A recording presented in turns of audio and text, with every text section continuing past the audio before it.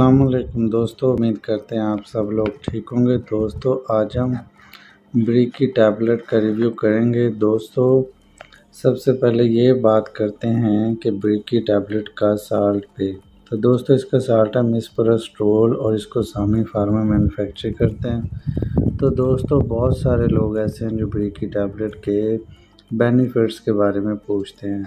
तो दोस्तों आप लोग इसको प्रेगनेंसी रिलीज़ करने में इस्तेमाल कर सकते हैं और बहुत सारे डॉक्टर्स या वो लोग जो इसको जानते हैं वो इसको इस्तेमाल करवाते हैं इस काम के लिए।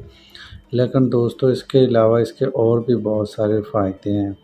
तो दोस्तों ये इसको यूट्रस में भी इस्तेमाल करवाया जाता है या फिर प्रेगनेंसी में जो पेन होता है उसमें यूज़ करवाया जाता है या मेंसेस डिले होने की सूरत में इसको इस्तेमाल करवाया जाता है और दोस्तों नोज़िया में इसको इस्तेमाल करवाया जाता है। तो दोस्तों हर एक फ़र्द जो ब्रीक की टैबलेट के बारे में जानता है तो वो बहुत सारे लोग इसको बहुत सारे पेशेंट्स में प्रेगनेंसी रिमूवल में यूज़ करवाते हैं या फिर पीरियड्स आने की दिक्कत में इसको यूज़ करवाते हैं। तो दोस्तों इससे के अलावा भी इसके बहुत सारे बेनिफिट्स हैं, जैसे नोज़िया। अगर लॉन्ग टाइम में आप लोगों के पीरियड्स का इशू आ रहा है तो आप लोग इसको यूज़ कर सकते हैं। और इसके अलावा अगर आप लोगों को पीरियड्स के दौरान जो पेन होता है या फिर पीरियड्स डिले होने की सूरत में पेन रहता है तो इसमें भी आप लोग यूज़ कर सकते हैं। और अगर बात करें इसके प्रेगनेंसी ख़त्म करने की तो दोस्तों हमेशा इसको यूजेस के बीच बहुत सारे कॉम्प्लिकेशंस का सामना करना पड़ सकता है। लाइक दैट अगर आप लोग अबॉर्शन के केसेस में इसको यूज़ करते हैं, मैक्सिमम 1 मंथ से ऊपर का पीरियड्स का इशू है तो ये वर्कआउट नहीं करती तो इसमें कॉम्प्लिकेशंस आ सकती हैं। डिले ज़्यादा होने की वजह से पीरियड्स में तो कोई इशू नहीं है, लेकिन अबॉर्शन के सिस्टम में इसकी ओवरडोज बहुत सारे लोग यूज़ करवाते हैं जो कि बहुत ज़्यादा गलत है।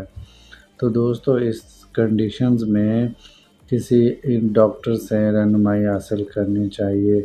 ज़्यादा लॉन्ग पीरियड में ये वर्कआउट नहीं करती या फिर वो पेशेंट्स जो इसका मुतवातर इस्तेमाल करते हैं तो उनको यूज़ करने में बहुत सारे प्रॉब्लम्स आ सकते हैं। इसके रिज़ल्ट्स बहुत कम मिलते हैं इसके मुतवातर इस्तेमाल से या फिर इसकी ओवरडोज से भी बहुत कॉम्प्लिकेशंस हो सकती हैं। लाइक दैट मतली कह आना, चक्कर आना, तो इन मसाइल के सामना करना पड़ सकता है।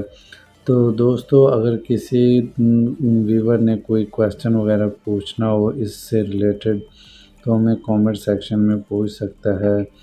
तो आप लोगों को इस तरह का कोई है तो आप लोग रहनुमाई के बगैर इस टैबलेट को यूज़ बिल्कुल ना करें।